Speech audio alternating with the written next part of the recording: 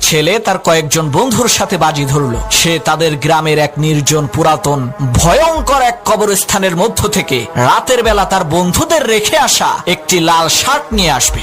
যে কথা সেই কাজ। তার বন্ধুরা দিনের বেলায় সেই লাল শার্টটি একটি কবরের উপরে রেখে আসলো। রাত যখন গভীর হলো, চারপাশে যখন নিকষ কালো অন্ধকার ছেয়ে গেছে, তখন সেই ছেলের বন্ধুরা বলল, এখন তুই যা, শার্টটি নিয়ে আয়। ছেলেটি শার্ট আনার জন্য সেই গোরস্থানের মধ্যে গেল। যাওয়ার পর শার্টটি খুঁজে বের করে যখনই সে গোরস্থান থেকে বের হওয়ার জন্য পা বাড়িয়েছে, অমনি পুরাতন এক কবরের বাঁশের বেড়ার সাথে তার জামা আটকে গেল। সে মনে করলো সর্বনাশ, তাকে মনে হয় ভূতে টেনে ধরেছে। প্রচন্ড ভয়ের কারণে এক পর্যায়ে সে মারা গেল। তার বন্ধুরা অনেকক্ষণ অপেক্ষা করলো, দেখলো সে আর আসছে না। তখন তারা মনে করলো সে হয়তোবা তাদেরকে ঠকিয়ে বাড়ি চলে গেছে। কিন্তু পরের দিন সকালবেলা খবর শুনে ছেলেটি মারা গেছে, আর তার জামার পেছনের এক অংশ কবরের বেড়ার তার কাটার সাথে আটকে আছে।